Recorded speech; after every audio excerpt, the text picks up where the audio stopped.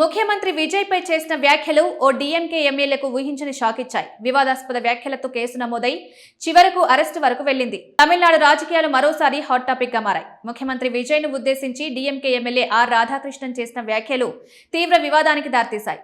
ఈ వ్యాఖ్యలపై కేసు నమోదు చేసిన పోలీసులు అనంతరం ఆయన్ను అరెస్ట్ చేశారు. ఈ వ్యవహారం రాష్ట్ర రాజకీయాల్లో చర్చనీయాంశంగా మారింది.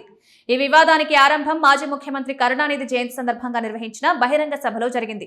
ఆ సభలో మాట్లాడిన రాధాకృష్ణన్ ముఖ్యమంత్రి విజయ్ గురించి వ్యక్తిగతంగా విమర్శించేలా అభ్యంతరకరంగా భావించబడిన వ్యాఖ్యలు చేశారని ఆరోపణలొచ్చాయి. ఈ వ్యాఖ్యల అనంతరం పలువురు అభ్యంతరం వ్యక్తం చేయడంతో పోలీసులు కేసు నమోదు చేశారు. ఈ కేసులో అరెస్టు నుంచి రక్షణ కల్పించాలని కోరుతూ రాధాకృష్ణన్ మద్రాస్ హైకోర్టును ఆశ్రయించారు. అయితే కోర్టు ముందస్తు బెయిల్ ఇవ్వడానికి నిరాకరించింది. ఈ సందర్భంగా హైకోర్టు కీలక వ్యాఖ్యలు చేసింది. ప్రజాప్రతినిధులు తమ పదవికి తగిన బాధ్యతతో మాట్లాడాలని సూచించింది. రాజకీయ ప్రత్యర్థులను విమర్శించడం ప్రజాస్వామ్యంలో సహజమే అయినప్పటికీ వ్యక్తిగతంగా అవమానించే వ్యాఖ్యలు చేయడం సమంజసం కాదని అభిప్రాయపడింది.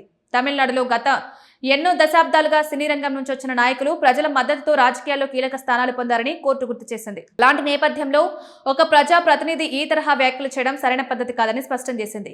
ఈ వివాదానికి ముందు అసెంబ్లీ సమావేశాల్లో జరిగిన ఒక సంఘటన కూడా ఇప్పుడు చర్చకొస్తోంది. సమావేశాల సందర్భంగా డీఎంకే ఎమ్మెల్యే ఎస్ ఆస్టిన్ ముఖ్యమంత్రి విజయ్ ను ఉద్దేశించి ప్రశ్నించిన ఘటన అప్పట్లో వార్తల్లో నిలిచింది. ఆ సందర్భాన్ని ప్రస్తావిస్తూ రాధాకృష్ణన్ చేసిన వ్యాఖ్యలే ఇప్పుడు వివాదానికి కేంద్ర బిందువయ్యాయి. కోర్టు ముందస్తు బెయిల్ తిరస్కరించడంతో పోలీసులు రాధాకృష్ణన్ ని అదుపులోకి తీసుకున్నారు. ప్రస్తుతం ఈ వ్యవహారంపై రాజకీయ వర్గాల్లో భిన్నాభిప్రాయాలు వ్యక్తమవుతున్నాయి. మరోవైపు ప్రజాప్రతినిధుల భాష, రాజకీయ సంస్కృతి, ప్రజావేదికలపై మాట్లాడే తీరు గురించి కూడా చర్చ జరుగుతోంది. ఈ ఘటన మరోసారి ప్రజా జీవితంలో ఉన్న నాయకులు తమ వ్యాఖ్యల విషయంలో ఎంత జాగ్రత్తగా ఉండాలనే అంశాన్ని తెరపైకి తీసుకొచ్చింది.